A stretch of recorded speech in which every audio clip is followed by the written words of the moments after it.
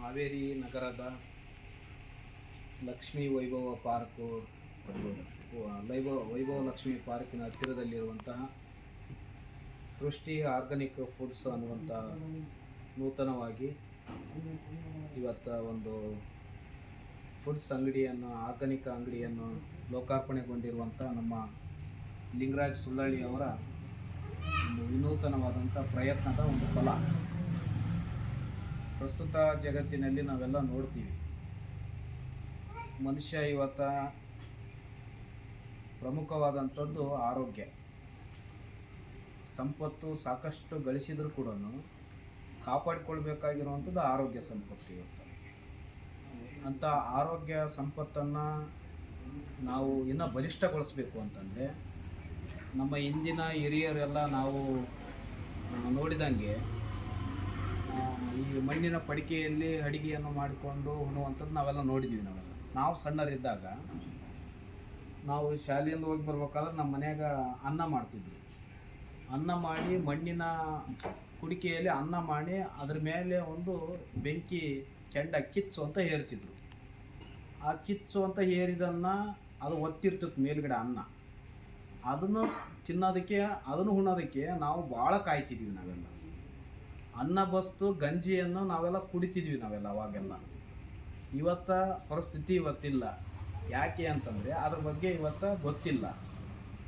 ಹಾಗಾಗಿ ಇವತ್ತು ಆರ್ಗಾನಿಕ್ಕು ಅನ್ನುವಂಥದ್ದು ಮನುಷ್ಯನ ಮೂಲ. ಇದು ಆರೋಗ್ಯವನ್ನು ಸದೃಢವಾಗಿ ಇಡುವಂಥ ಹಿನ್ನೆಲೆಯೊಳಗೆ ಆರ್ಗಾನಿಕ್ಕು ಅನ್ನುವಂಥದ್ದು ಇವತ್ತು ಭಾಳಷ್ಟು ಮನುಷ್ಯನಿಗೆ ಅಳವಡಿಸಿಕೊಂಡಿದ್ದೇನೆ. ಇವತ್ತೆಲ್ಲ ನಾವು ನೋಡ್ತೀವಿ. ನಾವೆಲ್ಲ ಏನೆಲ್ಲ ಭಕ್ಷ್ಯ ಭೋಜನ ಮಾಡಿದರೂ ಕೂಡ ಇದನ್ನು ನನಗೆ ಉಣ್ಣಕ್ಕಾಗಂಗಿಲ್ಲ ಅಂತ ಹೇಳ್ತಾರೆ. ಕಾರಣ ಏನಂತಂದ್ರೆ ಅನೇಕ ಕಾಯಿಲೆಗಳು ಇವತ್ತು ಅವ್ರ ಫುಡ್ಗಳೇ ಬೇರೆ ಆಗಿದ್ದಾವೆ.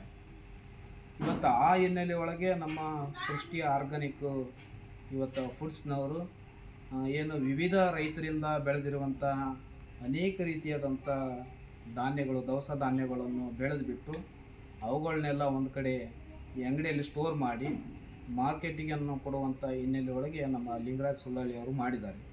ಜೊತೆಗೆ ಇವತ್ತು ಎಣ್ಣೆ, ಅಡಿಗೆ ಎಣ್ಣೆ ಇವತ್ತು ಎಷ್ಟು ಕಲಬೆರಕೆ ಆಗಿದೆ ಅಂತಂದರೆ ನಾವು ಯಾರ ಹತ್ರ ಹೋದ್ರೂ ಕೂಡ ಮೊದಲು ಹೇಳುವಂಥದ್ದು ಡಾಕ್ಟ್ರು ಕೊಲೆಸ್ಟ್ರಾಲು ಯಾವ ಎಣ್ಣೆ ಬಳಸ್ತೀರಿ, ಯಾವ ಆಯಿಲ್ ಬಳಸ್ತೀರಿ, ಇಂಥದ್ದೇ ಬಳಸ್ರಿ ಅಂತ ಇವತ್ತು ಡಾಕ್ಟ್ರು ಕೂಡ ಸಲಹೆ ನೀಡಿರುವಂಥದ್ದು ನಾವೆಲ್ಲ ಕೇಳಿದ್ವಿ. ಅವಾಗ ಹೆಂಗಿತ್ತು ಅಂತಂದರೆ ಈ ಹಿಟ್ಟಿನ ಗಿರಣಿ ಇದ್ದಂಗೆ ಆವಾಗೆಲ್ಲ ಮನೆಗಳಲ್ಲಿ ಎಲ್ಲವೂ ಕೂಡ ಗಾಣಗಳು ಇರ್ತದೆ. ಇವತ್ತಿಲ್ಲ. ಆರ್ಗಾನಿಕ್ಕು ಇವತ್ತು ಶೇಂಗಾ ಎಣ್ಣೆ, ಕುಸುಬೆ ಎಣ್ಣೆ ಮತ್ತು ಸೂರ್ಯಕಾಂತಿ ಎಣ್ಣೆ ಇವೇನು ಗಾಣದಿಂದ ತೆಗೆದುಕೊಳ್ಳುವಂಥ ಎಣ್ಣೆಗಳನ್ನು ಹುಡುಕೊಂಡು ಇವತ್ತು ತಂದು ತಿನ್ನುವಂಥ ಪರಿಸ್ಥಿತಿ ಬಂದಿದೆ. ಅಂತಂದರೆ ಕಾರಣ ಏನಂತಂದರೆ ಆರೋಗ್ಯನ ಚೆನ್ನಾಗಿ ಇಟ್ಕೊಳ್ಬೇಕು ಅನ್ನುವಂಥ ಮನಸ್ಥಿತಿಯಿಂದ ಇಲ್ಲಿಯ ಜನರು ನಾವು ಅಂತೀವಿ, ನಾವೆಲ್ಲ ಬೇರೆ ಬೇರೆ ಕಡೆ ಹೋಗ್ತಿರ್ತೀವಿ. ನಾವು ಇದನ್ನು ತೊಗೊಳಕ್ಕೆ ನಾವು ಬೇರೆ ಬೇರೆ ಕಡೆ ಹೋಗ್ತಿರ್ತೀವಿ. ನಮ್ಮ ಜನ, ನಮ್ಮ ಜಿಲ್ಲೆ ಜನ ಬೇರೆ ಬೇರೆ ಕಡೆ ಹೋಗಬಾರ್ದು, ನಮ್ಮಲ್ಲಿನೇ ಕೂಡ ಸಿಗ್ತದೆ ಅನ್ನುವಂಥ ಸಾರ್ವಜನಿಕವಾಗಿ ಇವತ್ತು ಆರ್ಗಾನಿಕ್ಕನ್ನು ಅನುಕೂಲ ಮಾಡುವಂಥ ಹಿನ್ನೆಲೆಯೊಳಗೆ ಲಿಂಗರಾಜ್ ಸುಳ್ಳಳ್ಳಿ ಅವರು ನಮ್ಮ ಹಾವೇರಿ ನಗರದಲ್ಲಿ ಅದನ್ನು ಸ್ಥಾಪನೆ ಮಾಡಿ ಅನುಕೂಲ ಆಗುವಂಥ ಹಿನ್ನೆಲೆಯೊಳಗೆ ಇವತ್ತು ಮಾಡಿರುವಂಥದ್ದು ನಿಜವಾಗ್ಲೂ ಕೂಡ ಭಾಳ ಖುಷಿ ಮತ್ತು ಸಂತೋಷ. ಈ ಒಂದು ಹಿನ್ನೆಲೆಯೊಳಗೆ ಇವತ್ತಿನ ನಾವೆಲ್ಲ ನೋಡ್ತೀವಿ, ಒಂದೊಂದು ಏನೇ ಒಂದು ಊಟ ಮಾಡಿದ್ರು ಇಂಥಲ್ಲಿ ಊಟ ಮಾಡಿದಕ್ಕೆ ಹಿಂಗೆ ಸಮಸ್ಯೆ ಆಯಿತು ಅಂತ ನಾವೆಲ್ಲ ಹೇಳ್ತೀವಿ. ಈ ಹಿನ್ನೆಲೆಯೊಳಗೆ ಆರ್ಗ್ಯಾನಿಕ್ಕನ್ನು ನಾವು ಹೆಚ್ಚು ಬಳಸ್ತಾ ಹೋಗಬೇಕು. ದೇಶೀಯ ವಸ್ತುಗಳಿದೆಲ್ಲವೂ ಕೂಡ ಇವತ್ತು ನೀವು ಪ್ಯಾಕೆಟ್ ಹಾಲು ಕುಡಿತೀರಾ, ಅಂಗಡಿಯನ್ನು ತುಪ್ಪ ತರ್ತೀರಾ, ಆಯಿಲ್ ತರ್ತೀರಿ, ಎಲ್ಲದರಲ್ಲಿಯೂ ಕೂಡ ಕಲಬೆರಕೆ ಅನ್ನುವಂಥದ್ದು ಇವತ್ತು ಮಿಶ್ರಣವಾಗಿದೆ.